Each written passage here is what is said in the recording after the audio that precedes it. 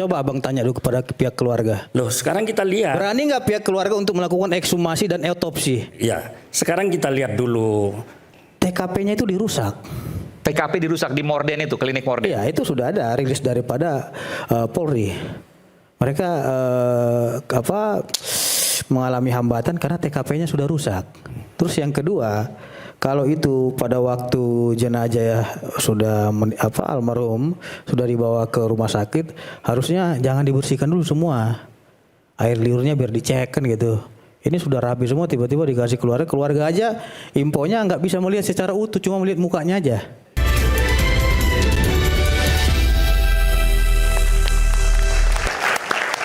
Saya harus sampaikan di sini bahwa mungkin ini adalah kematian di tengah kasus yang boleh dikatakan besar, yang kemudian tidak menjadi perhatian beberapa pekan ini. Dan ini tentu satu hal yang sangat dipertanyakan. Ada apa di baliknya? Dan kenapa kemudian tidak ada upaya untuk membongkar ini, membuat ini menjadi jelas? Dan fungsi media di sini saya harus sampaikan. Fungsi media adalah reduction uncertainty, mengurangi ketidakpastian. Dia harus membuat kejelasan dari sesuatu yang tidak pasti, dari sesuatu yang gelap, menjadi sesuatu yang lebih terang, bahkan jelas seterang benderang studio malam ini. Dan mudah-mudahan kita semua punya semangat yang sama. Tidak, sekali lagi, media tidak berpihak kepada siapapun, tapi media berpihak pada nilai, dan nilai itu adalah nilai kebenaran. Oke. Bung Pitra, saya berikan Anda kesempatan untuk menjelaskan. Ini eksklusif ya? Iya. Boleh, silakan. Terima kasih. Bukan soal ijazah kalau ini. Jadi kita wajib menyelidiki ini karena kita mau bawa laporan polisi. Iya, iya. Pelapornya juga ada tuh peci merah. Oh, nanti pelapor, oke. Iya. Ya. Jadi banyak juga pelapornya. Ini dokumennya kurang lebih ya? Iya, ini dokumennya singkatnya. Oke. Silakan, Bung. Yang pertama, ini pakai ini ya. Hilang sampai sekarang ya. Belum dapat. Oke. 42 tahun Sutrimo dikenal sebagai Ya, ini. penjaga rumah atau kepala rumah tangga di lingkungan mantan Jampitsus Jadi Febri Adriansyah. beliau Ya. ini bekerjanya di rumah ex Jampitsus. Rumah pribadi, oke. Ya. Jadi setelah kasus tersebut mencuat sampai ada penggeledahan dan lain-lainnya, kemudian beliau ini berangkat pulang nih. Ke Banyumas. Tentu kalau dia pulang di sini kan dia ingin menenangkan pikiran dan hatinya.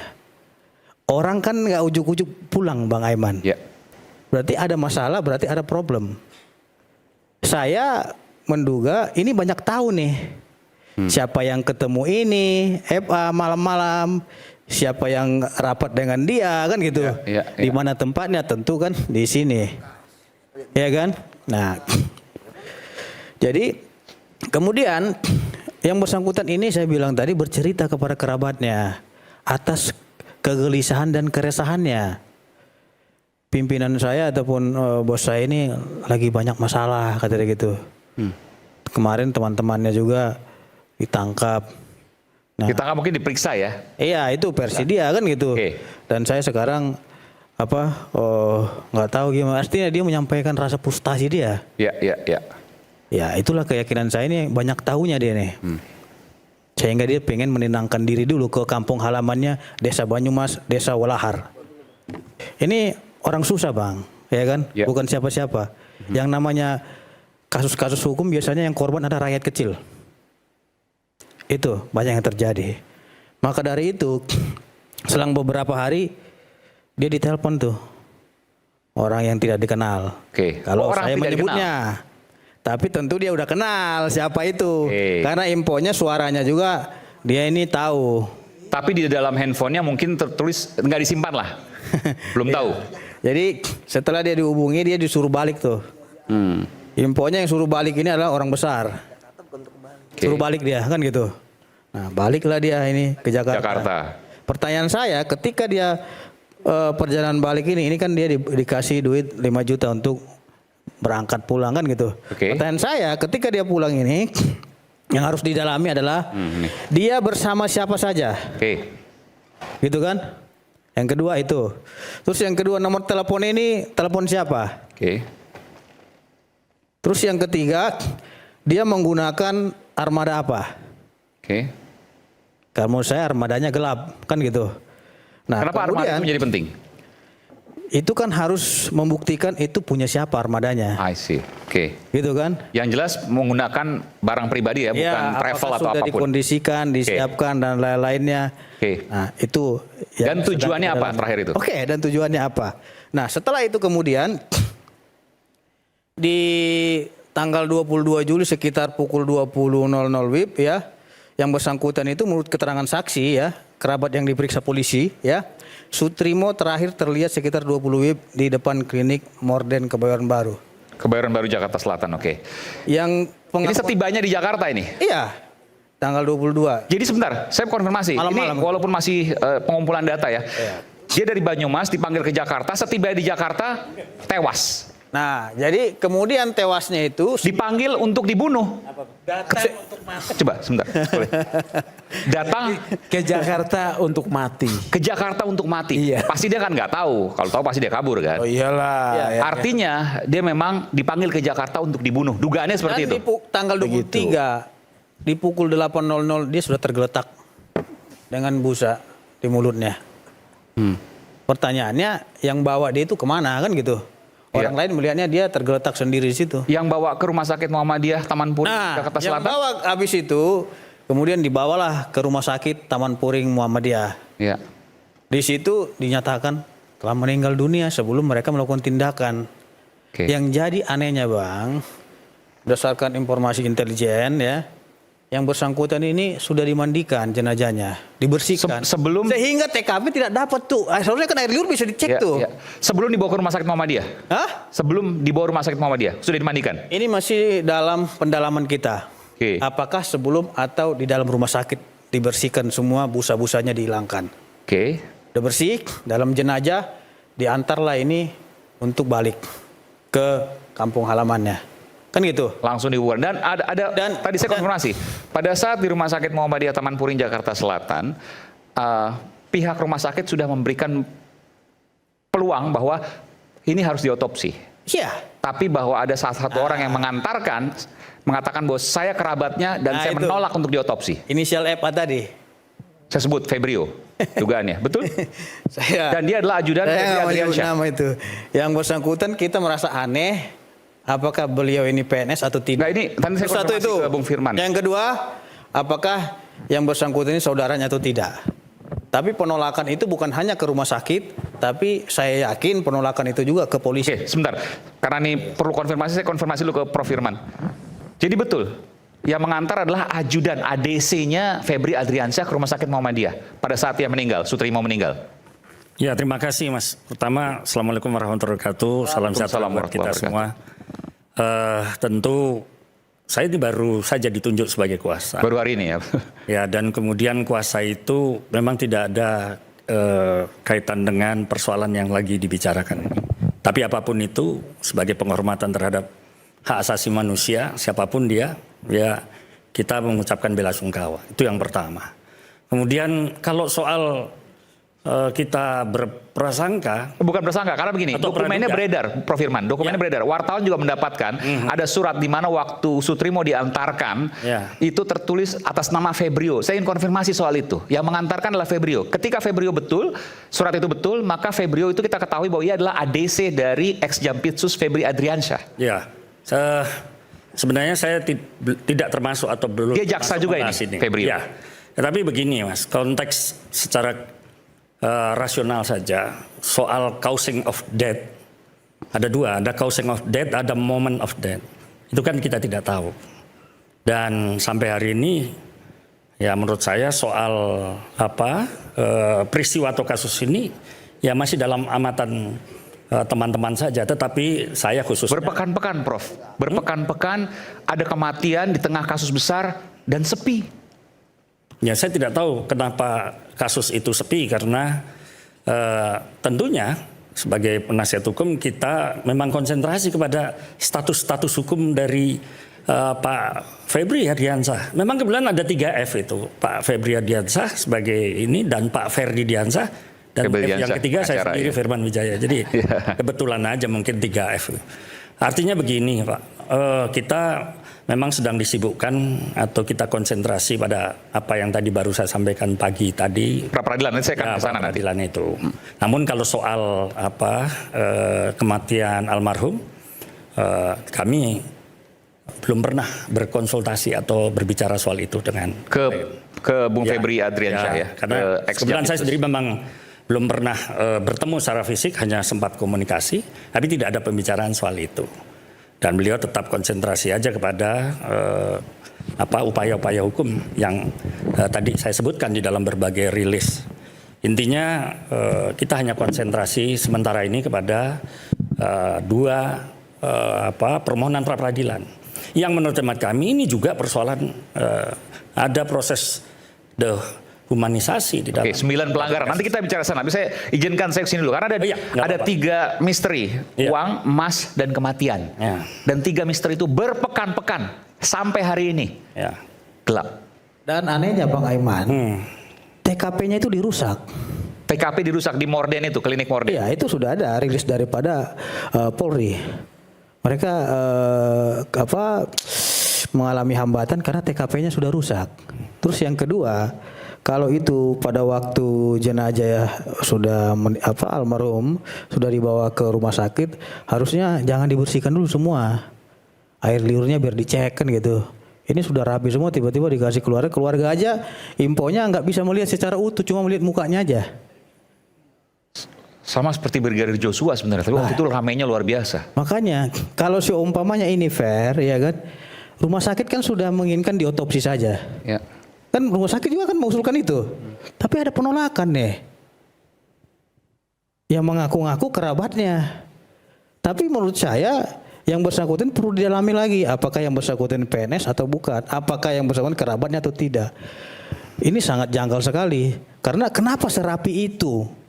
Tiba-tiba meninggal langsung dibersihkan semua, dimandikan, berangkatkan ke kampung halamannya. Kenapa nggak diberikan kesempatan dulu untuk dicek dulu apa penyebab air liurnya itu keluar, ya kan? Dan apa penyebab dia tiba-tiba jatuh di depan klinik Morden itu? Dan kenapa pada waktu ia jatuh itu tidak ada orang di situ? Ini sangat janggal sekali Bang Aiman. Terus satu lagi, ketika jatuh itu juga sudah nggak rapi. Sudah ada yang rusak, jatuhnya seperti apa sudah nggak beres lagi. Jadi mereka mau buat olah TKP juga susah. Itu hambatan yang dilakukan penyidik. Makanya saya kira ini sangat profesional sekali. Laporin aja obstruction of justice juga. Oh, Ya. boleh. Oh, ini pakai ini ya. Boleh. Oh iya. Obstruction of justice. Ada Ya. dugaan ke sana. Jadi bukan hanya Jadi soal begini pembunuhan. ya. Kalau ada seorang jaksa atau penegak hukum ada di sana, sebab kematian itu ada 2 ya. Orang mati itu satu mati wajar, sakit ya, sakit gitu atau usia tua, atau mati yang tidak wajar. Mati yang tidak wajar ini ya. Ini dugaannya tidak wajar. Tidak wajar ya. Tadi udah ceritakan ya. Tidak wajar gitu. Kalau tidak wajar ini apakah karena tindakan sendiri? Bunuh diri itu berdasarkan sistem KUH pidana kita itu pidana loh, ya, pidana bunuh diri. Tapi tersangkanya udah meninggal karena dia membunuh sendiri. Nah, yang kedua mati karena intervensi pihak ketiga, ya. Jadi kalau saya mau melihat kalau ini meletakkan sebagai kematian tidak wajar, maka ini bisa dilakukan sidik, ya, itu pendapat saya. Jadi ada tubuh mati tidak wajar, ya. Kedua, kemudian keberadaan seorang yang terlibat sehari-hari sebagai penegak hukum. Penegak hukum karena jabatannya, ya, karena statusnya, ketika melihat kematian tidak wajar, dia wajib membuat laporan polisi, ya. Untuk memberitahu ke polisi seketika. Penegak hukum? Iya, penegak hukum. Siapa di sini? Kalau memang betul ada yang namanya Febrio yang adalah seorang jaksa. Dokumen itu tersebar, iya, yang kemudian mengantarkan jenazah ke rumah sakit Muhammadiyah. Dan diduga ia bagian dari polisi saja pegawai Kejaksaan ada Agung. kecelakaan, polisi akan datang ke lokasi, ya. Dia harus memberitahu polisi untuk membuat terang satu peristiwa kematian ini. ketika tindakannya kemudian ada air liur segala macam langsung dimandikan, dia sendiri tidak setuju, ini yang harus ditanya. Standar keahlian yang melekat pada dia kalau dia jaksa, dia harus ditanya nih soal kode etik ya dalam tugasnya terkait ketika melihat orang mati ya. Dalam KUHP lama ya, seorang aparatur ASN yang mengetahui dugaan terjadi tindak pidana, dia harus melaporkan dalam KUHP lama ya. Entah yang KUHP baru belum saya dalam ini ya, dalam KUHP lama nih. Kewajiban tuh, kewajiban yang melekat kepada jabatan. Iya. Nah, ini diperiksanya dari sana dulu ya. Kejaksaan harus memeriksa anggotanya. Mengapa kamu melakukan ini? Kejaksaan ya, dari sisi etik ya. Jadi kita mengurut ya, mengurutnya begini. Jadi ada beberapa pemeriksaan etik karena kewajiban yang melekat sebagai aparatur sipil negara, apalagi penegak hukum, untuk melaporkan dugaan satu tindak pidana, kan baru dugaan juga. Di saya semula ini adalah dugaannya kematian tidak wajar yang berada di pusaran kasus besar dan di hadapan seorang penegak hukum. Sangat janggal, aneh, luar biasa ketika kemudian ini tidak ada proses yang membuka ini. Saya ingin sampaikan informasi. Selain pembunuhannya juga ada obstruction of justice. Barang-barang dia saja belum dikembalikan untuk saat ini. Oke, terima kasih. Barang-barang almarhum belum dikembalikan. Ini harus siapa yang megang dilaporkan segera gitu loh. Ke keluarga belum dikembalikan. Belum dikembalikan. Oke. Jadi gitu. Saya gitu ya. Sedikit ya, ini bukan informasi tapi informasi intelijen. Silakan. Informasi biasa dari keluarga. Petisi ahli itu punya intelijen dan detektif. Itulah keahlian petisi ahli. Iya, nanti saya gitu, jelaskan kalau di kelas itu nanti. Bukan, artinya ini sangat serius sekali masalah nyawa manusia. Saya kira kita semua sama-sama menegakkan HAM di sini. Saya kira sebenarnya tidak wajar. Tidak wajar. Kita ini saya kira jangan dialihkan terlalu cepat dulu, biar kita sama-sama ungkap di sini. Iya, baru ngomong 2 menit sudah, ini kan belum selesai saya bicara. Artinya Bang, artinya kan tadi Abang motong saya. Saya ingin meluruskan bahwasannya keadilan tertinggi adalah hak asasi manusia. Oke, setuju. Siapapun yang mengangkangi hak asasi manusia, jadi begini. Tidak obahnya dia seperti seorang penjahat. Jadi gitu, begini, ada klarifikasi. Ya kan? Makanya saya katakan kita boleh berprasangka, ya, tapi prasangka itu tidak boleh melebihi pembuktiannya. Jadi itu yang pertama. Kemudian ini soal klarifikasi dari keluarga ini kalau tidak salah. Pak Sutrimo itu almarhum itu bukan kepala rumah tangga. Bukan kepala rumah tangga? Bukan. Kemudian tugasnya juga hanya menjaga rumah kosong dan bersih-bersih di halaman. Ya. Dan yang bersangkutan juga kerja tidak terus-menerus. Ya. Artinya selama beberapa tahun ini bekerja, berhenti dan kemudian pulang kampung. Setelah itu mulai kerja lagi setelah Lebaran. Jadi sebenarnya kalau dari informasi ini menurut hemat saya tidak apa-apa kita berdiskusi dengan ini. Tetapi yang kita jagalah jangan sampai semangat kita mendiskusikan kemudian menjadi ruang prejudice. Oke, pertanyaan saya, berani nggak pihak keluarga mau laporan polisi? Coba Abang tanya dulu kepada pihak keluarga. Loh, sekarang kita lihat. Berani nggak pihak keluarga untuk melakukan ekshumasi dan autopsi? Ya, sekarang kita lihat dulu. Ya, semua instrumennya kan ada, mekanisme kalau ada orang meninggal dan sebagainya kan ada, laboratorium forensik. Kita juga ingin membersihkan seluruh pihak di sini. Anda dapat informasi dari pihak keluarga. Apakah pihak keluarga menganggap bahwa kematian Sutrimo wajar atau tidak wajar? Itu pertanyaan utama. Ya, belum ada. Firman setuju menggunakan instrumen-instrumen penegakan hukum laboratorium forensik. Oh iya. Jadi setuju diekshumasi. Ya itu silahkan ya, itu soal mekanisme. Tapi soal kepentingan, siapa yang berkepentingan di dalam hal ini, ya itu hak penegak hukum lah. Kalau menurut saya di dalam dunia forensik itu sudah jelas kok. Scientific crime investigation juga sudah ada. Standar pemeriksaan sudah ada. Jadi menurut saya ya kita sabar saja, kita tunggu seperti apa. Prof, ini enggak gini.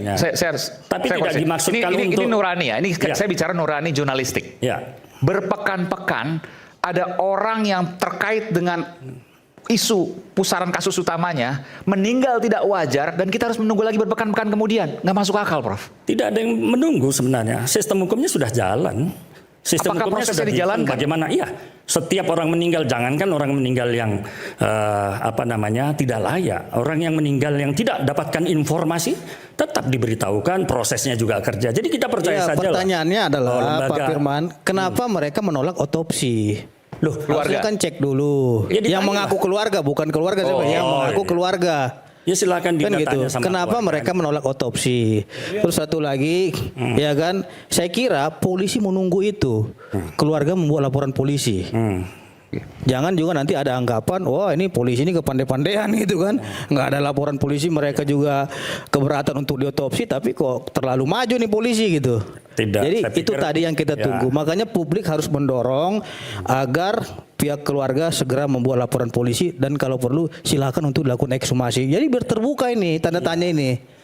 Dan agar dilakukan saya rasa otopsi. kepolisian juga nggak perlu diajari, Dinda. Mereka Enggak, kita kan nggak sudah ada mengajari terbiasa. pihak kepolisian. Untuk Tapi melakukan hari memastikan, ini ya kita sudah. ingin membantu pihak kepolisian Ya. agar peristiwa kematian ini terang benderang Iya. dan tidak muncul tanda tanya tengah-tengah masyarakat. Itu kan artinya kita bisa mencurigai atau meragukan sikap Saya kira di kepolisian dalam terhadap hukum ini. ada namanya presumption of innocence, asas praduga tak bersalah. Itu urusan di ruang sidang. Iya, bukan urusan di luar sidang. Kita juga berbicara hari ini berdasarkan opini dan pendapat Iya. terkait Justru dengan ya isu yang saat ini sedang diperbincangkan oleh rakyat. Iya, boleh saja. Artinya rakyat juga menginginkan keadilan kepada korban yang sudah meninggal dunia. Ya kalau hanya perdebatannya soal presumption of innocent, ada juga presumption of guilty. Jadi Yes. kita perlu fair saja. Tapi Ya. ini demi kebenaran Ya. harus ada pembuktian. Iya. Itu tadi makanya kita bilang harus diuji melalui otopsi, ya. Karena memang yang bersangkutan sudah dikebumikan, ya dilakukan ekshumasi. Pertanyaannya kenapa keluarga sampai saat ini yang mengaku-ngaku keluarga itu keberatan? Ya. Ya saya tidak bisa mengkonfirmasi kenapa keluarga Iya. itu bilang. Silakan Nah itu Dinda, tadi kalau justru mau konfirmasi. karena memang itu tadi Bang kita tanda tanya nih kenapa janggal seperti itu. Jadi gini loh. Kalau, Padahal rumah sakit juga sudah menyarankan untuk diotopsi. Benar nggak Bang Aiman? Iya. Menurut saya law enforcement officer itu tidak perlu menunggu. Itu sudah jelas prinsipnya, mereka punya SOP, ya punya metode yang namanya scientific crime investigation, punya kedokteran forensik, punya kedokteran kehakiman. Saya rasa instrumennya sudah lengkap kalau hanya untuk Persoalannya mengukur adalah dari pihak yang mengaku keluarga keberatan dan dia menolak untuk melakukan otopsi itu. Ya silahkan ditanyakan. Ya, gimana? keluarganya. Itu juga bisa ya. Oke. Periksa dia menggunakan asal usul palsu. Ya. Mengaku Yang mengaku sebagai keluarga tadi. Oke. Gitu loh. Menghalangi penyidikan itu dengan instrumen asal usul palsu. Gitu loh. Mengaku sebagai keluarga. Ya. Ya, kan ada tindak pidana tuh tentang asal usul, ya. Gimana? Ini mesti diperiksa. Oleh karena itu tepat Kejaksaan Agung memeriksa dia. Febrio ini. Iya. ADC Secara dari etik. atau ajudan Ya, dari secara etik dulu ya. ex Jampitsus Febri Secara Adriansyah. etik kemudian dari sana kalau ditemukan dugaan pelanggaran ketidakpatutan, perbuatan tercela didalami. Jadi Nah, menurut itu saya menjadi Mas pintu. Sugeng ya, kalau Ya. tadi Mas Sugeng mengatakan ini ada potensi obstruction of justice. Sebenarnya potensi obstruction of justice itu ketika ada orang memang yang punya niat untuk menghalang-halangi itu. Tapi pertanyaannya kemudian apakah penegak hukum termasuk kepolisian dalam melakukan penyidikan, pengungkapan kasus ini, ya katakanlah pakai rumus 5W plus 1H itu, apa sih yang terjadi? W yang pertama, W yang kedua, where, kapan itu terjadi? Yang ketiga, when, ya di mana tempatnya when dan where itu? Kemudian how, bagaimana cara kematian itu terjadi? Ya. Nah, sebenarnya metode ini sudah banyak kalau kita nonton film-film itu ya, yang digambarkan oleh Witness Schemer. Kadang-kala hal semacam ini kalau dipaksakan dalam satu proses penegakan hukum yang Abang tadi mengatakan bahwa ini obstruction, ya Mas Teguh mengatakan ini obstruction of justice. Bagaimana kalau penegakan hukum itu ternyata keliru?